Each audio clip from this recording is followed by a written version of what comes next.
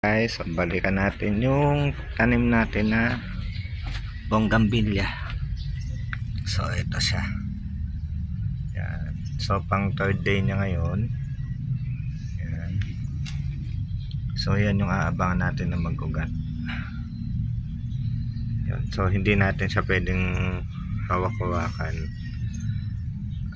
Kailangan na dyan lang siya sa isang lugar para hindi siya mag-uugat. So kung mapapansin nyo, so recap, ulitin ko lang, 5 to 6 inches yung taas niya, and then tanggalan natin ang dahon, tapos itutusok natin ng mga 2 to 3 inches so doon sa lupa, tapos hahayaan lang natin siya ng mga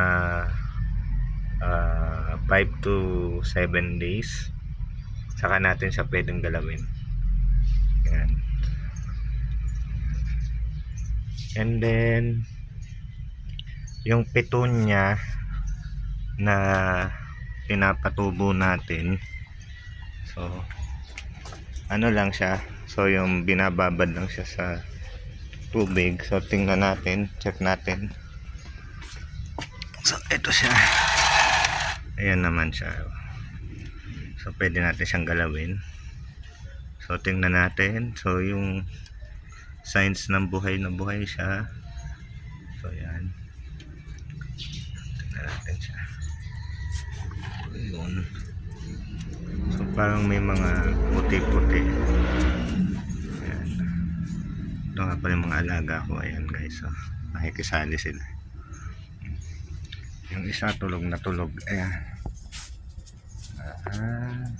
Ito si kulit.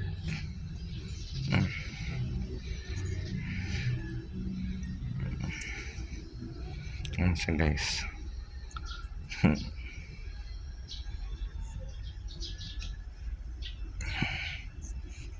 Tuwa siya.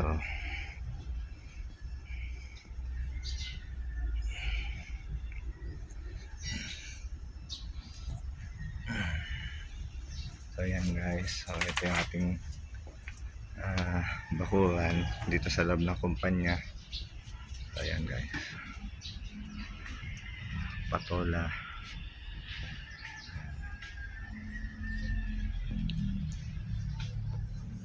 Ito yung patola natin guys, malaki na.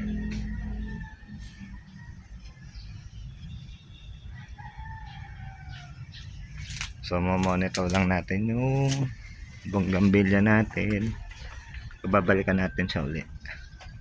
So yan muna guys, thank you.